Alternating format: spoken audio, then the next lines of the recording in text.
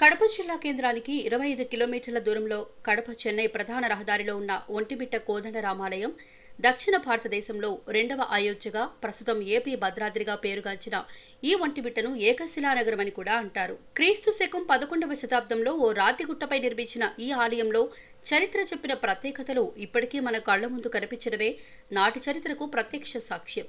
ప్రపంచంలోని రామాలయాల అన్నింటిలో దాదాపు ఒకే చరిత్ర కలిగి ఉంటే ఈ ఒంటిమిట్ట కోదండ రామాలయ చరిత్ర మాత్రం అందుకు భిన్నంగా ఉంటుంది. ఈ ఆలయంలో అన్ని ప్రత్యేకతలే కనిపిస్తాయి. ప్రధానంగా ప్రపంచంలోని అన్ని రామాలయాల్లో ఆంజనేయుడు లేకుండా రాముడుండడు, ఆంజనేయుడు లేని రామాలయం ఉండదు. అయితే ఒంటిమిట్ట రామాలయంలో మాత్రం ఆంజనేయ స్వామి కనిపించడు. సీతారామ లక్ష్మణ విగ్రహాలు మాత్రమే ఇక్కడ కనిపిస్తాయి.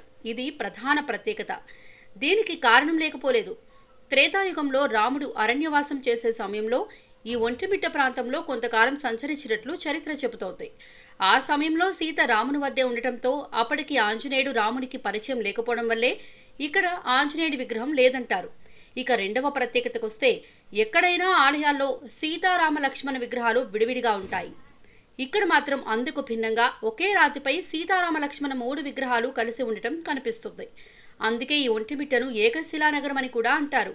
ఇక మరో ప్రధాన ప్రత్యేకత ఏంటంటే భద్రాచలంతో పాటు దేశంలోని మొత్తం రామాలయాల్లో శ్రీరామనవమి రోజు కళ్యాణం జరిగితే ఈ ఒంటిమిట్ట ఆలయంలో మాత్రం పూర్వం నుండి ఇప్పటికీ ప్రతి ఏటా శ్రీరామనవమి రోజు నుండి 5 రోజులకు వచ్చే పౌర్ణమి రోజు రాత్రి సమయంలో 6 బయట వెన్నెలలో మాత్రమే కళ్యాణం నిర్వహిస్తారు. ప్రత్యేకంగా రాత్రి జరిగే వివాహానికి కూడా కారణం లేకపోలేదు. క్షీరసాగర మథనంలో శ్రీలక్ష్మితో పాటు చంద్రుడు కూడా ఉద్భవించాడట. శ్రీలక్ష్మిని చేపట్టిన మహావిష్ణువును తనను కరుణించాలని చంద్రుడు కోరాడట.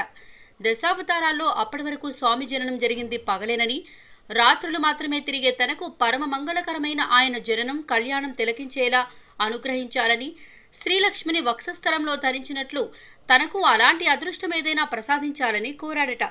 సరేనని వరమిచ్చిన విష్ణువు మొదటి వరంగా రాత్రిపూట చంద్రుడు చూసేందుకు అనుకూలంగా అష్టమి రోజు రాత్రి శ్రీకృష్ణుడిగా అవతరించాడని పురాణగాథలు చెబుతున్నాయి. మరొక వరంగా రాముడు చంద్రుడికిచ్చిన మాట ప్రకారం చంద్రుడు తన కళ్యాణం చూడాలంటే నిండు పౌర్ణమి రోజు రాత్రి 6 బయట వెన్నెల్లో కళ్యాణం జరగాలని శ్రీరామచంద్రుడు భావించాడట. ఆనాటి నుండి ఒంటిమిట్ట కోదండరాముడి కళ్యాణం శ్రీరామనవమి రోజు కాకుండా 5 రోజుల తర్వాత పౌర్ణమి రోజు రాత్రి జరుగుతోంది. అలాగే చంద్రుడికి రాముడు వరమిచ్చిన రోజు నుండి రాముడు చంద్రుడు పేరును కలుపుకొని రామచంద్రమూర్తిగా వ్యవహరించబడతారని వరమిచ్చాడట. ఆ ప్రకారం ఒంటిమిట్టలో రాత్రి వేళలో నిర్వహించే రామయ్య కళ్యాణాన్ని చంద్రుడు తిలకిస్తాడని చెబుతారు.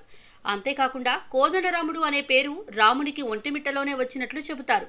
అందుకు కారణం లేకపోలేదు.